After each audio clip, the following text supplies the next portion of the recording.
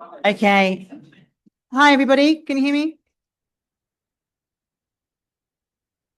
If we're ready to begin, welcome to day 4 of the Creative Industries Festival.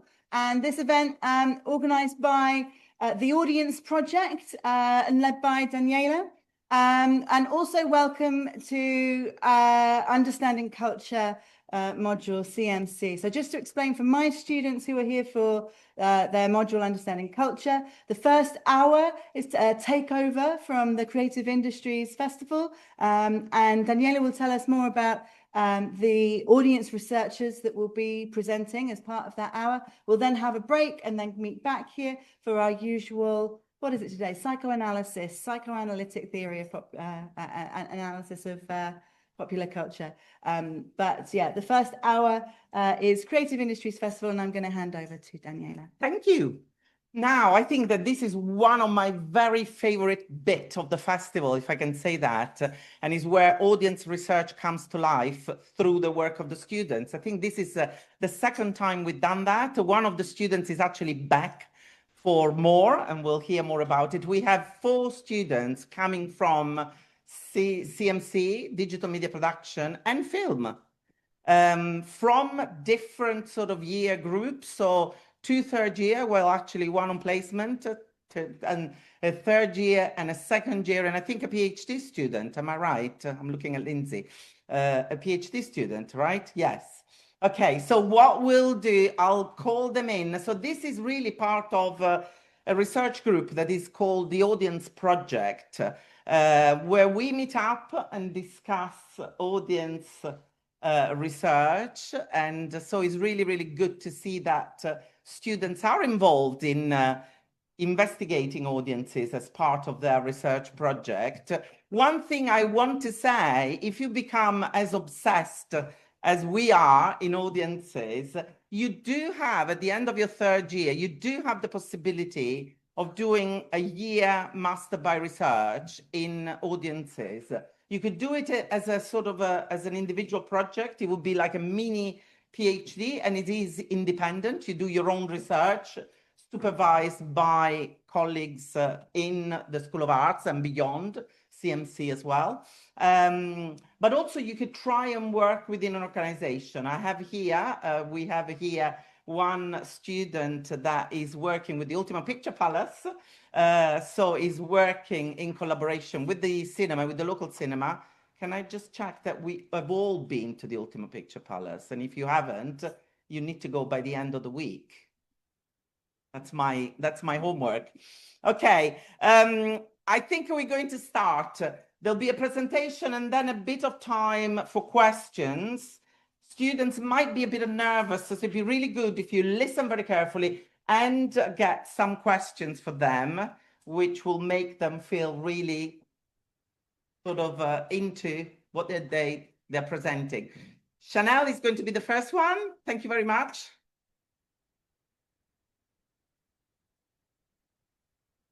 Guess I'll stand here, big hair and all. Anyway, hi everybody. My name is Chanelle. I am a 3rd year on placement digital media production student. And for my presentation, I'm going to be discussing the essay that I did for Media Narratives 2, which was basically a critical study on fan practices. So let's get into it. I'm going to do this.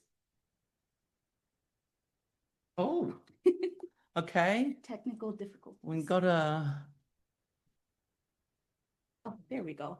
So as the overview says, I'm just kind of gonna, like, I picked out a bunch of excerpts from my essay, highlighting the things that I've listed here. So it's gonna be a peek into how fandom and fan production have hijacked official media and taken creative control to give the fans what they actually want.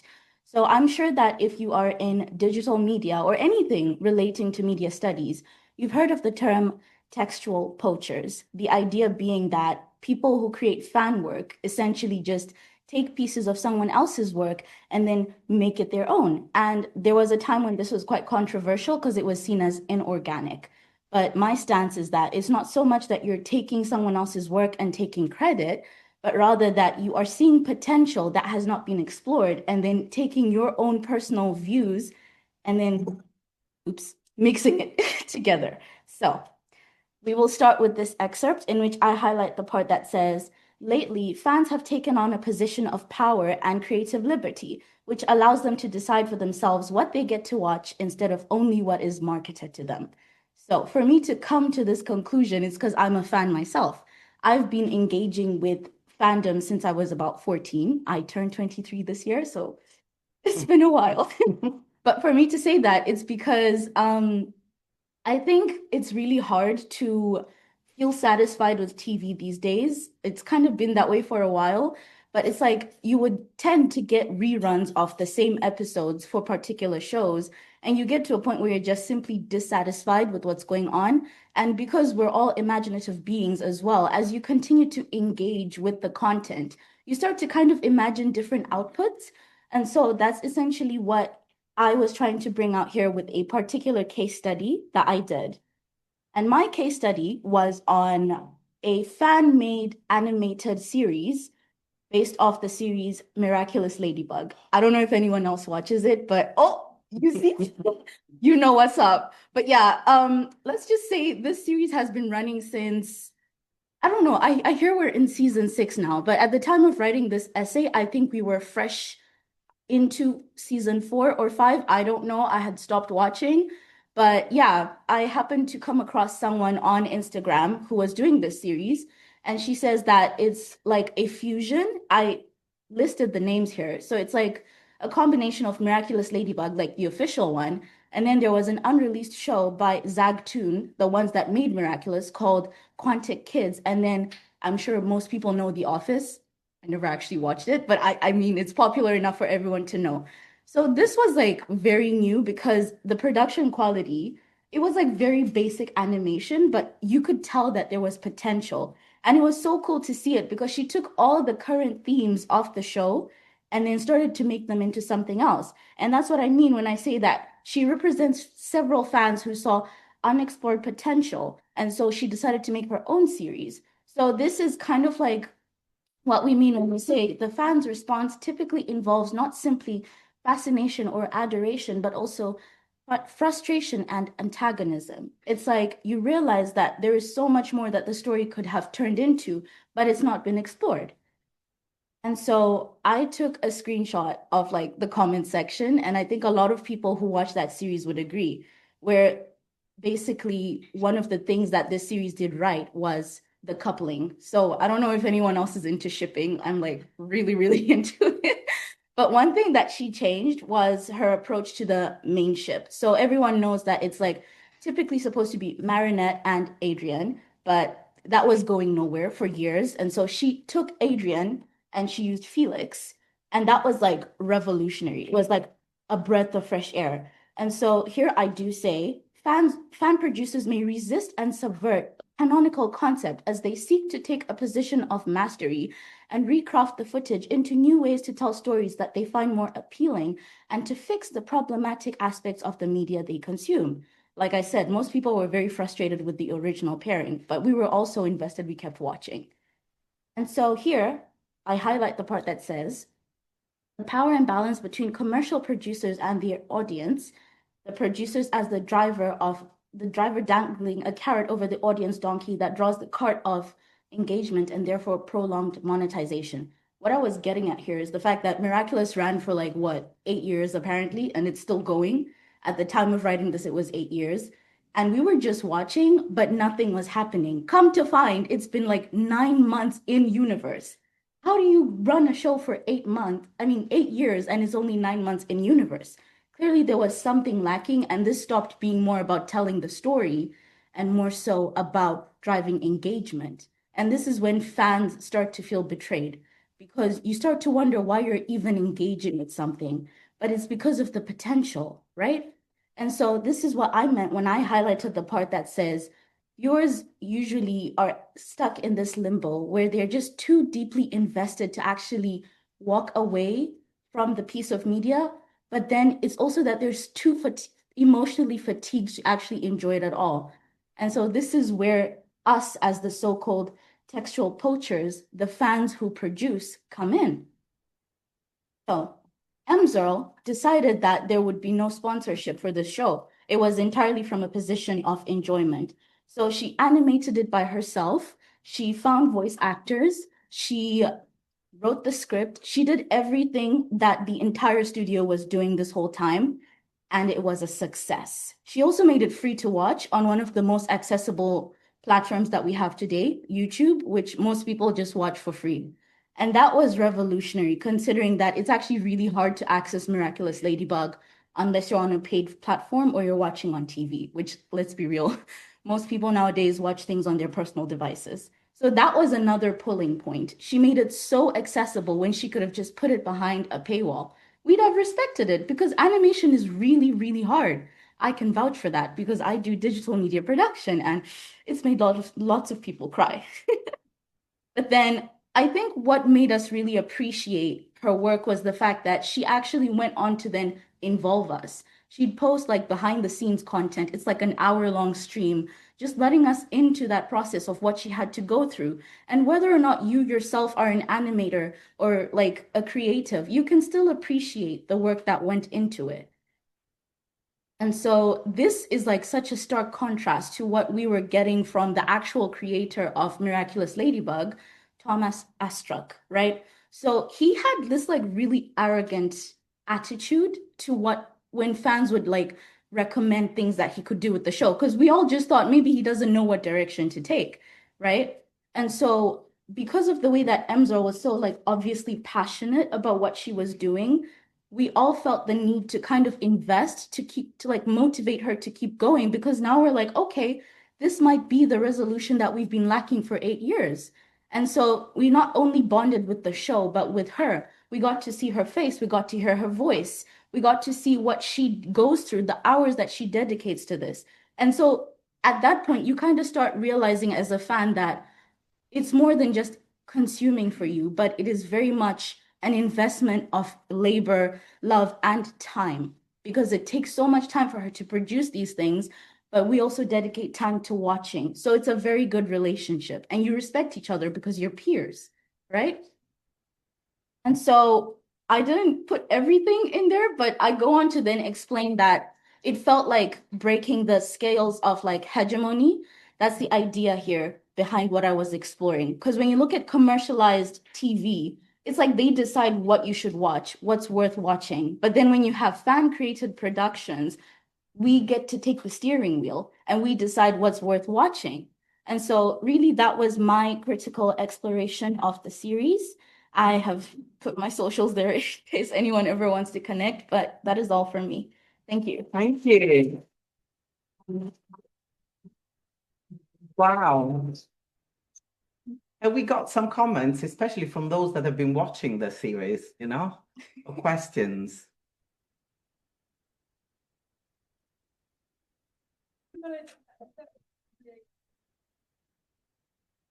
Mhm. Mm.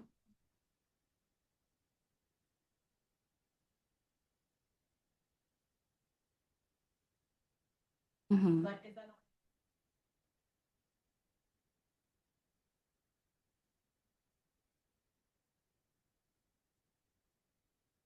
That's a good question. I think it's like it's very difficult for the original creators to like crack down on fan creators because it's usually not even taken seriously as a threat in the first place. Maybe nowadays it kind of is because people realize that, oh, someone can actually do a lot with this.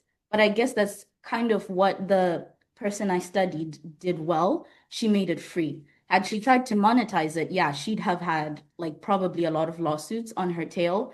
So I think the idea is that as long as you keep it or fun and you're not trying to benefit from it, you're just trying to do something, you're trying to do justice to the original show, and you credit where it came from, you should be fine. Yes.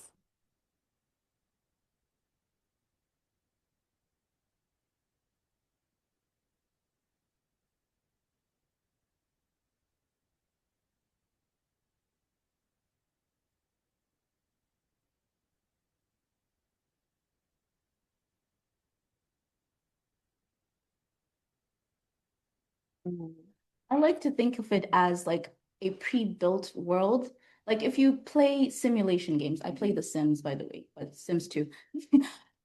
There is a concept where you have pre-made families with their own storylines, and then you have the option to create your own. The fun in playing pre-mades is the fact that there is already structure and people already respect what is there. So when you dip your toe into the idea of fan production, fan creation, you're more likely to get a positive response because people know what to expect.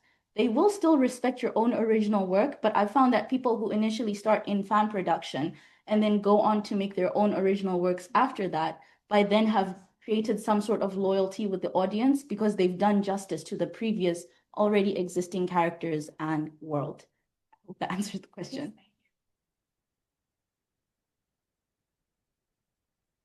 I think I'm going to leave it here. Thank you so much. Thank you. I think our next speaker is Izzy from Communication, Media and Culture. If you can find you, I'll leave it to you. I don't know, where is it?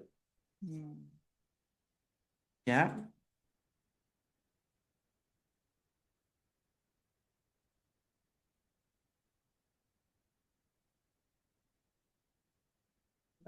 Slideshow. Oh, there we Yeah, go. perfect. Thank you. Hi guys, I'm Izzy and I'm currently doing my dissertation. So I'm doing it on decoding misogyny as a community practice. So my research question is, to what extent does Stuart Hall's encoding and decoding help me to understand young men's reading of misogynistic content they're exposed to in their everyday social media activity? Focus groups for that.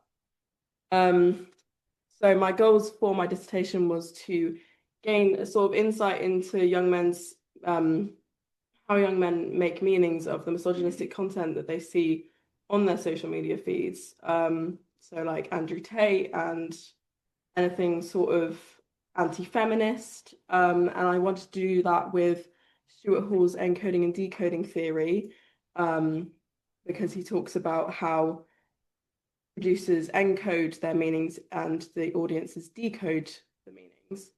And obviously I wanted to focus on audiences.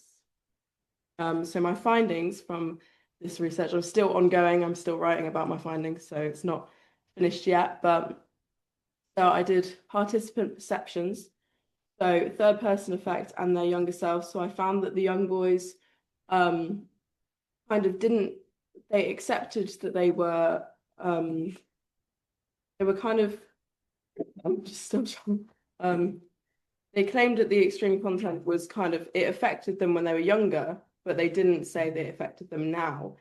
They kind of refused to admit that they were vulnerable to it because there are kind of expectations around masculinity and what they're meant to be. They're meant to be strong and dominant. So showing vulnerability isn't what they think masculinity is. So that moves on to Hill's he talks about how young men in horror don't admit that they're scared of what they see. They go on to more, that was really good. They did that the director did that in a great way. The effects were good, the graphics were good, but they won't admit that they were actually scared of what they saw.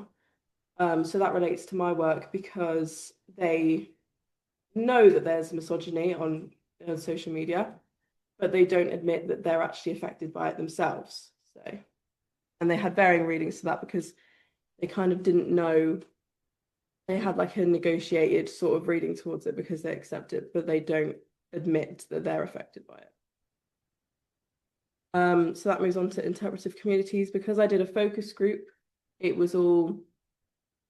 had 4 young men talking within themselves and talking to me about their kind of perceptions of everything and how they've created the meanings towards that. So it brings us on to Fish and Communities of Understanding, where they kind of all talk to each other. And then there's kind of a risk there that if they talk to each other, they kind of influence each other and don't make the true response because they're going, oh, well, my friend said that, so I might just agree with that. And so we don't know what they're actually thinking because they've kind of been influenced by their peers. So yeah, the groups need to be open and Otherwise, they'll only talk to each other about it. So, but with me being there was a risk because I'm a female researcher looking into young men. So obviously I was aware that they were going to be a bit like, do I open up to her? Because obviously I want to say the right thing because I don't want to come across as a misogynist towards a female. So yeah, that was the risk there. And so basically Hall's theory was really good to use because I saw a kind of relevance within Hall and Fish, who talks about interpretive. Because my research shows that the audiences can make their interpretations, but they do it together. And they have one personal rational reaction and then one for their peers. So they could have had a personal reading that is separate from the reading they shared between everyone. And yeah, so Hall needs to be complicated to show that multiple readings are possible at the same time. And the social media helps reinforce some readings over others. So that's Instagram or YouTube or anything like that. So within my research, I started with the goal of understanding the meanings made by young men about misogyny on social media. But as my research kind of progressed, I was able to evaluate the usefulness of Hall and how context is such a big factor in the making of meanings. And the fact they made a community was really interesting for me. And yeah, so there were multiple encodings and decodings due to the context of the work. Wow. It's a bit short.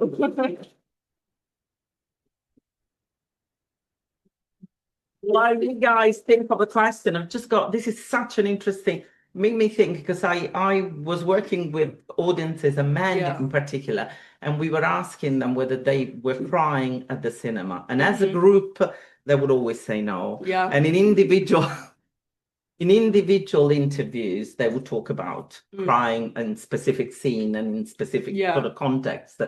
So I was wondering whether you thought about perhaps adding to, from the focus group, having individuals sort of interview, whether you thought about that or it's sort of a... I definitely think that the factor was that because they were all together, they were going to make meanings together.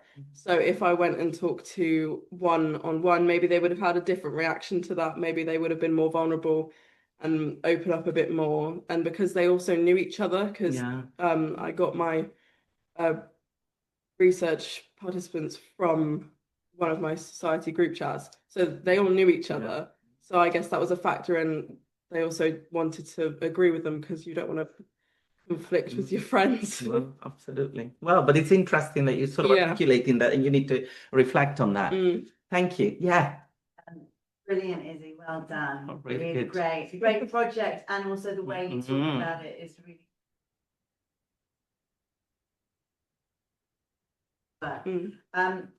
I research misogyny, and sometimes.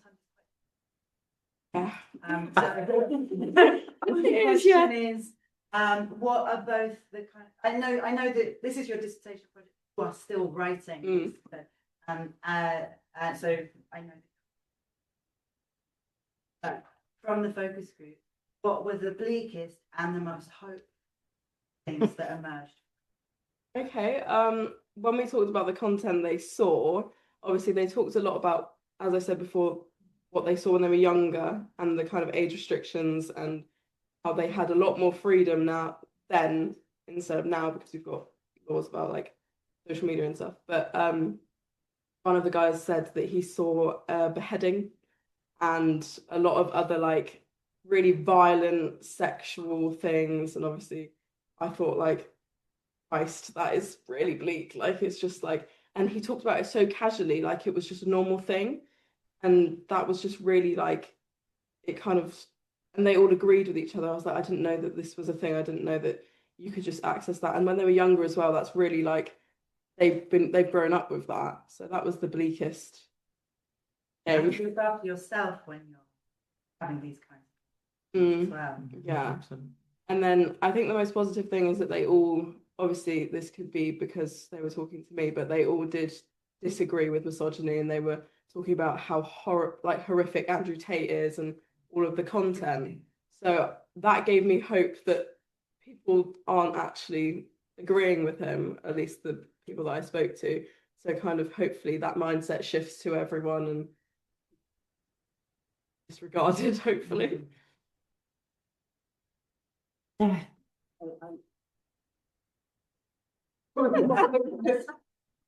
interested, and I haven't asked you this in supervision, but and it's not the question I said. Get any other questions? But you talked about how you can have internal misogyny. Mates. People are engaging just one-to-one with that reader on their phones.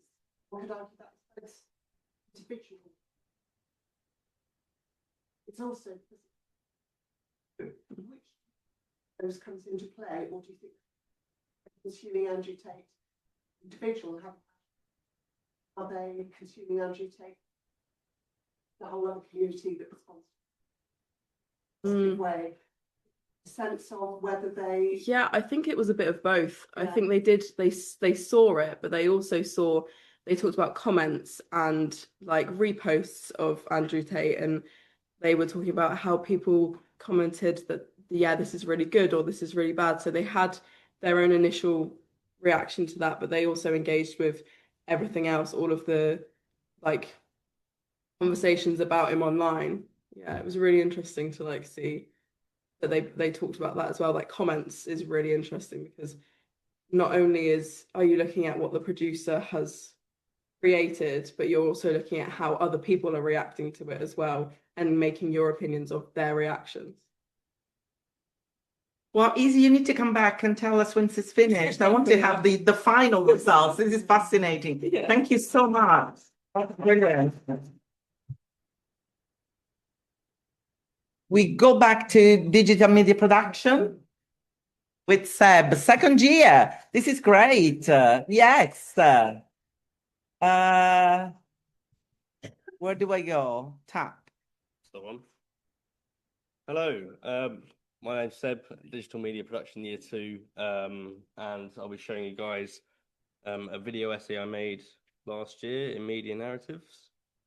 And it's about the controversial ending of Dexter and Freud and Stuart Hall's theories about active audience and intertextuality and how that can be kind of applied to how fans kind of perceive or decode the messages, and then how they can create fan fiction and kind of fan vids to create their own kind of ending to satisfy their own kind of needs.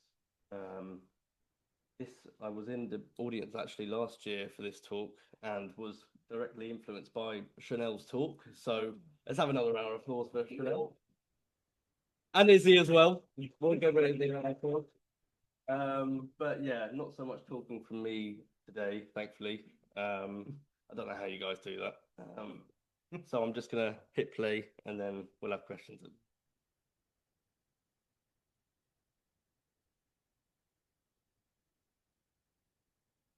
In this video essay, with reference to Freud and Stuart Hall. We turn it up a bit. So Yeah.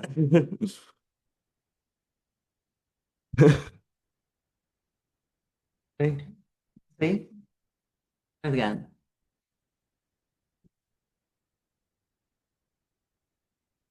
In this video essay, with reference to Freud and Stuart Hall, I'll examine how active audience and intertextuality can be applied in the analysis of why fans of Dexter dislike the show's ending, as well as some fan endings that may make the story's conclusion more satisfying for viewers.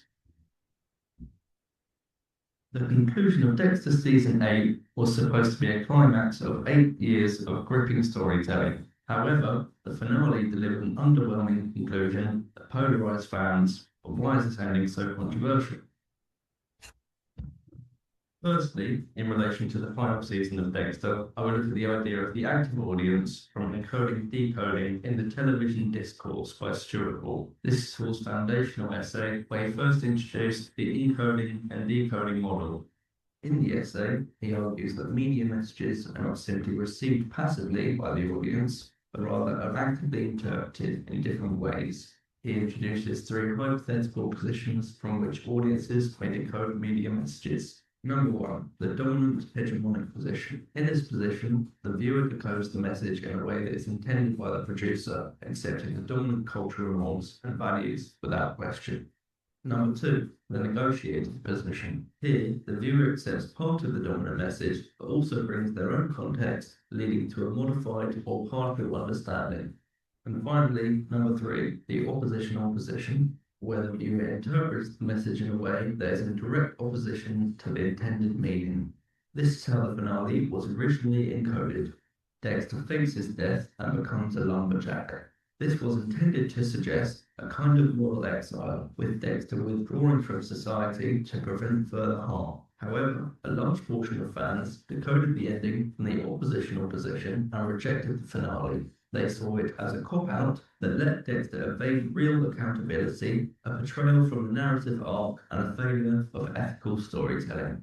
For example, throughout the series, Dexter is portrayed as someone who carefully balances his dark urges with a desire to protect the people he loves. However, in the finale, he abandons his son Harrison, leaves him with Hannah, a fugitive and most likely an unreliable guardian. For many fans, this was a complete betrayal of Dexter's growth as a character. The final season also struggled with its pacing and narrative focus. Deborah Morgan's tragic death, pivotal moment in the finale, felt rushed and poorly handled. Fans believe this highlights the show's inability to honour its key characters. Fans and critics alike felt the choice was a betrayal of everything the show had built. As a result, fans turned to writing their own endings. This is known as fan fiction.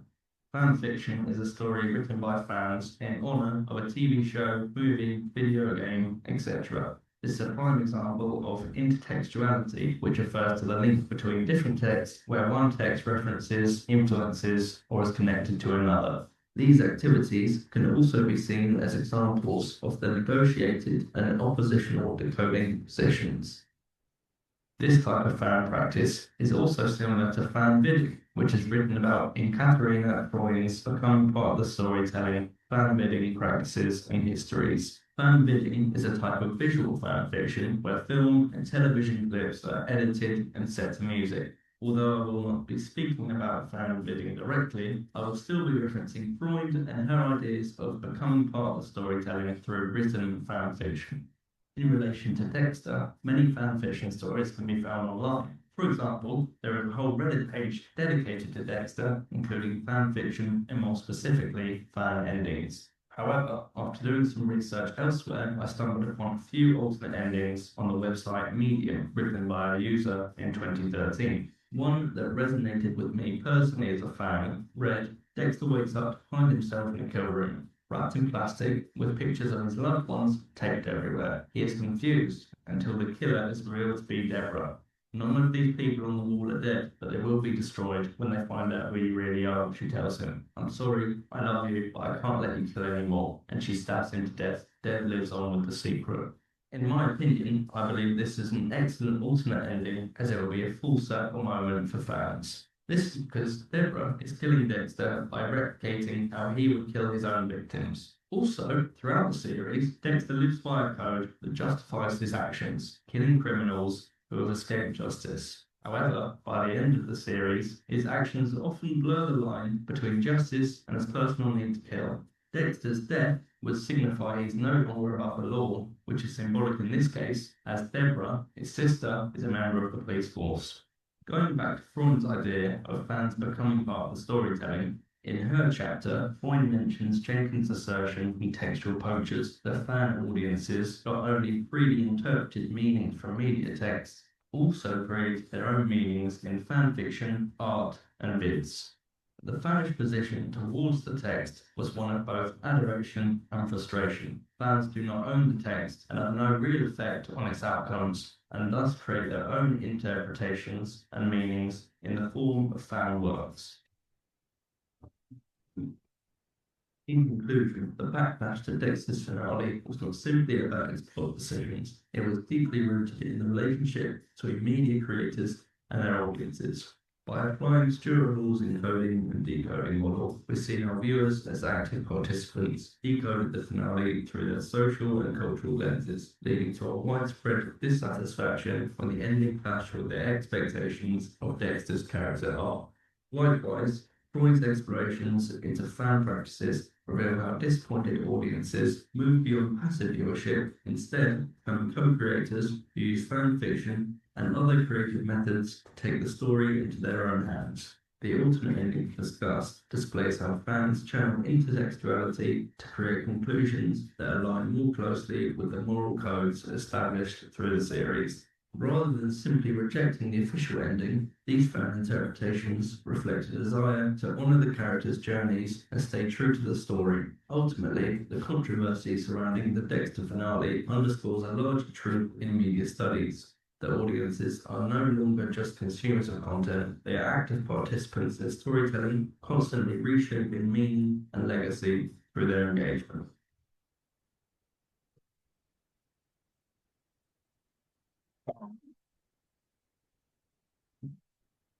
What a beautiful presentation. Thank you very much. Literally, Thank I you. think we should all learn if we go and present at conferences. Questions? Hello. You.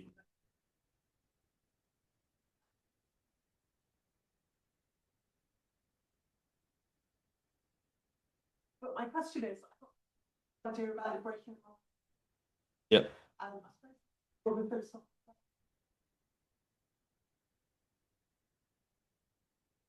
About the kind of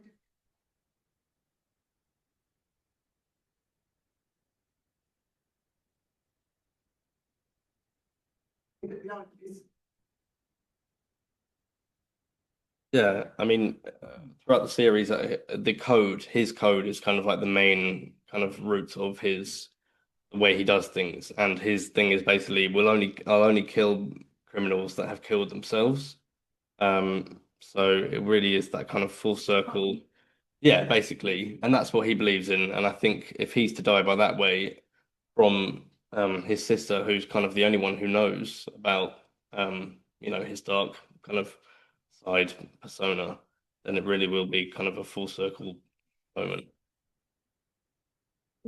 I think so. I think it's better than the last the ending. It was just kind of like a bit of a cop out. It was just like he'll run away and forget about it and just not live by the code that he's set up for 8 seasons, basically. Yeah. I'm sorry, there's a lot of spoilers in Yeah, there. I think we should have said that. Yeah, I know. And gore warning as well. Okay.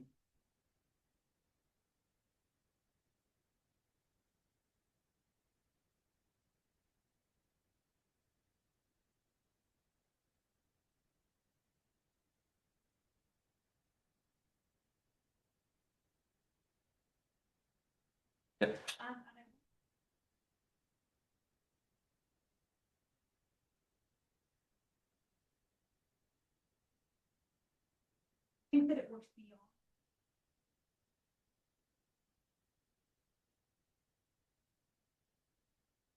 Oh, that's That's a really not sure. difficult question.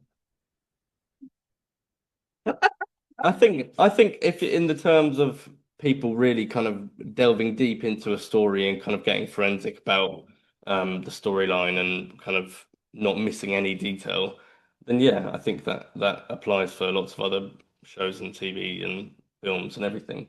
And like the forms of media, even games and everything like that. Yeah, I think if the fan base is strong enough, then people will come up with anything.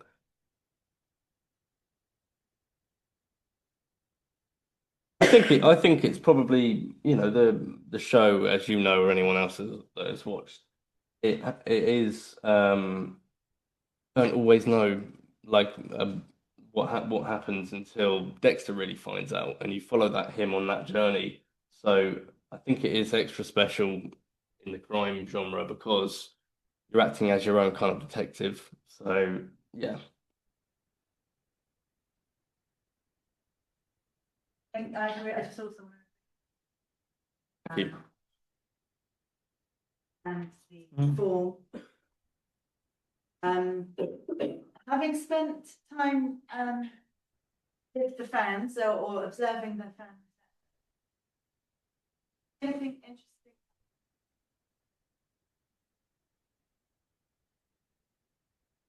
ACAB or abolish discussions, especially yes, being a show that is both about the police, but also about better than them, doing what they do more.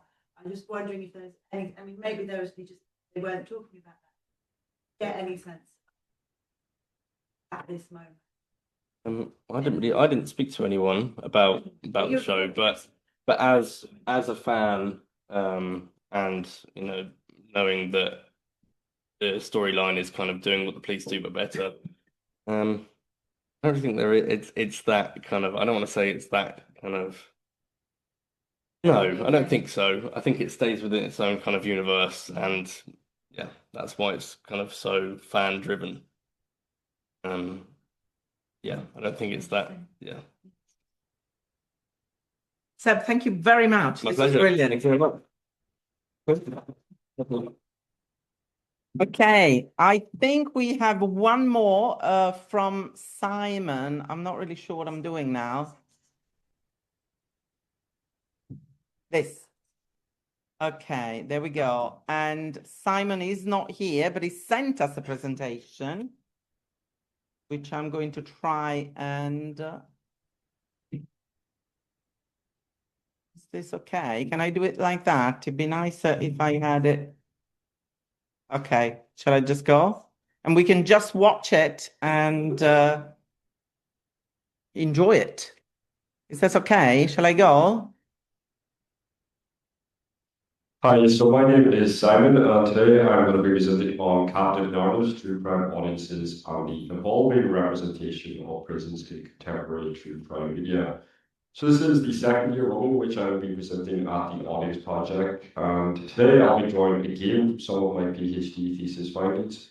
However, this is only in order to contextualize today's paper, wherein I'll be presenting new data generated within the last year, which builds on some of my PhD findings.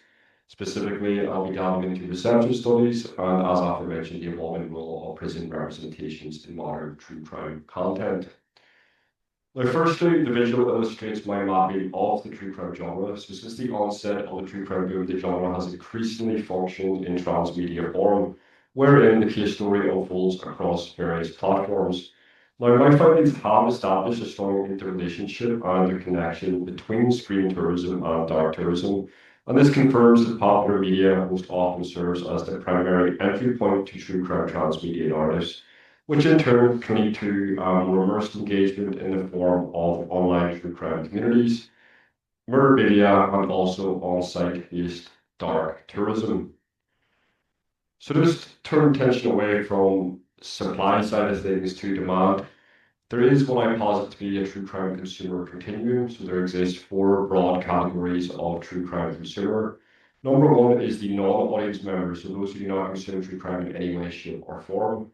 B, passive true crime viewers, and I argue these are mainstream cultural participants, wherein their engagement is limited to the viewing of hit true crime series or listening to a popular true crime podcast. C, the researchers, aka true crime enthusiasts. These are those who are more immersed in the genre, so those who do typically engage in online true crime communities. And I argue that these are subcultural participants. Subcultural in the sense that they do form and maintain their own distinct identities, but they also very much adhere to societal norms and values. So this is in this stark contrast to the type of consumer which I have placed here at the most highest immersed end of the true crime consumer continuum, and that is the dark fan. So dark fans are defined by Rand Brawl as fandoms centered around those who commit heinous acts such as mass murder or serial murder. And I argue these are countercultural participants. Similar to researchers, they are very immersed in the genre with their practice, but their views, of course, sit so much at odds with that of mainstream society, they would therefore be placed in that counterculture category. So now moving on to discuss some of my survey data. So I did survey approximately 220 members of wider online true crime communities to gauge their attitudes on physical and tangible forms of true crime engagement. My survey data indicates notable reluctance amongst online true crime community forum users to extend their true crime engagement beyond digital spaces.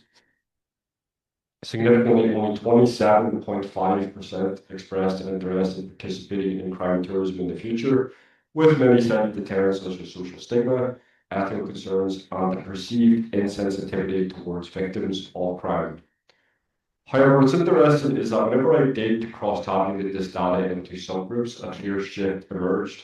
So as is illustrated in this bar chart on the screen, dark fans were found to demonstrate a higher level of enthusiasm to participate in crime tourism, with 65% indicating an openness, and this is in contrast to the 24% of non-dark fan respondents. So notably, an even higher degree of hesitation was observed amongst online true crime community forum users when it came to consuming murder video, which is often described as one of the consumeristic arms of dark tourism. Significantly, only 12.9% reported to having purchased a murder video item in the past. However, once again, when this data was cross-tabulated, a clear shift emerges, with dark fans exhibiting a general greater willingness to engage with murder video in comparison to the non-dark fan counterpart. Now, if I was looking at this data presented in the last two slides from a business perspective, what this indicates is that immersive modes of true crime engagement are only successfully appealing to a tiny fraction of those who have an actual interest in the true crime genre. And as is evidenced, they're largely relying on a disproportionate number of what I consider to be countercultural participants.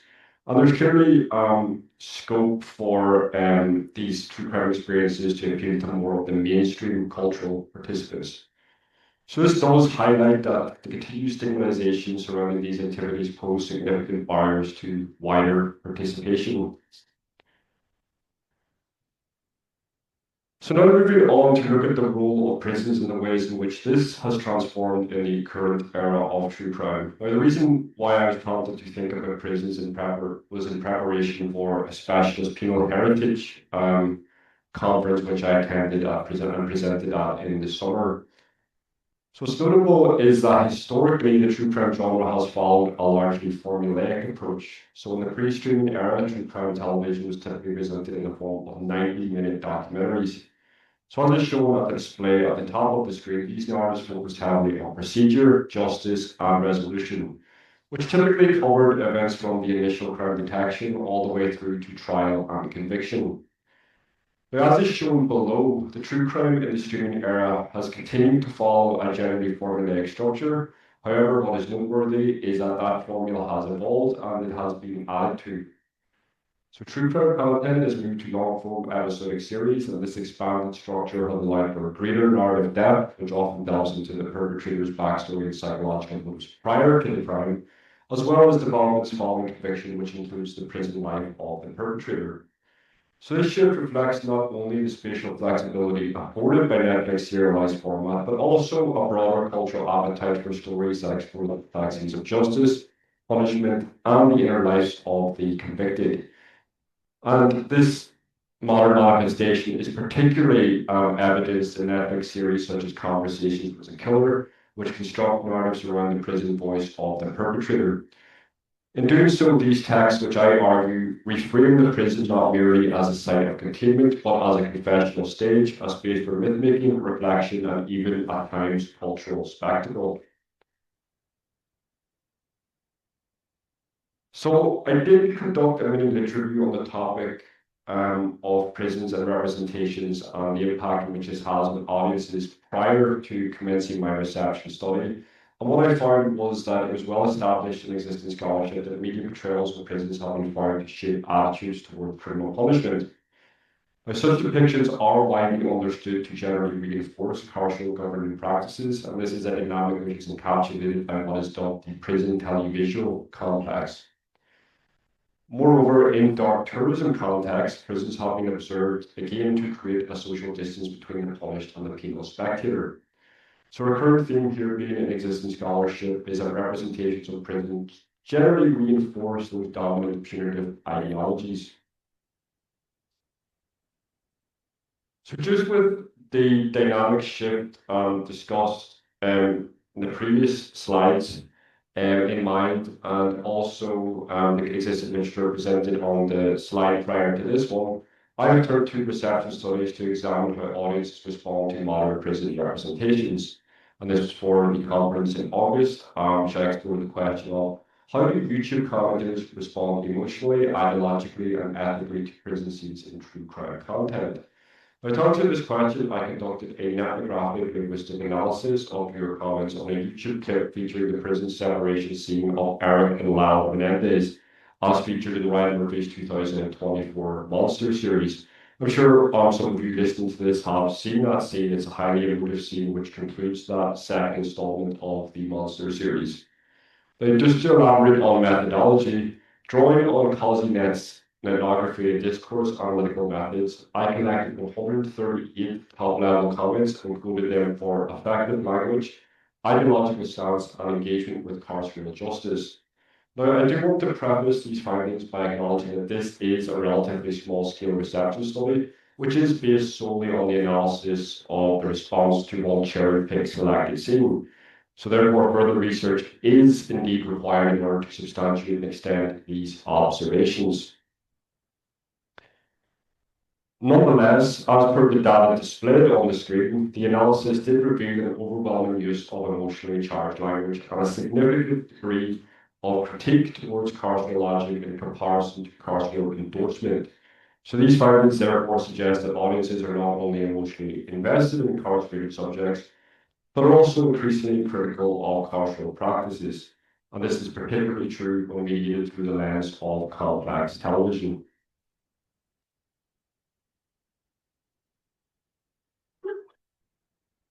So these findings support the thesis that the prison setting is central to the viewer emotional experience, not just serving as a backdrop, that audiences are not simply consuming punishment as per the classic prison television complex. Instead, many audience members are questioning its legitimacy, especially around issues of abuse, justice, and emotional cruelty. And if there's any synopsis of findings from this reception study, it is that evolved true crime representations in the streaming era are eliciting more complex audience responses. So conclusions for today's paper, and just to sum things up. True crime has moved into mainstream culture, supported by expanding audience interest and widespread media consumption. Immersive true crime experiences, such as those in dark terrorism, are still facing barriers such as stigma, perceived insensitivity, and ethical concerns which limit broader public engagement. Significantly more ethically responsible representations and marketing, I argue, may help mitigate these barriers and encourage wider participation. The Netflix effect has transformed true crime storytelling, enabling more complex, high-production narratives and pushing the genre towards more nuanced representations. And as has just been discussed, this evolution has led to more layered and critical audience responses, which include increased carceral critical perspectives.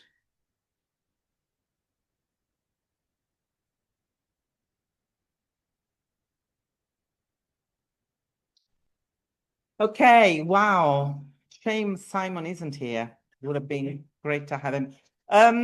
I just want to say, to finish off, I hope that this is for the first year students, you've been inspired to do audience research.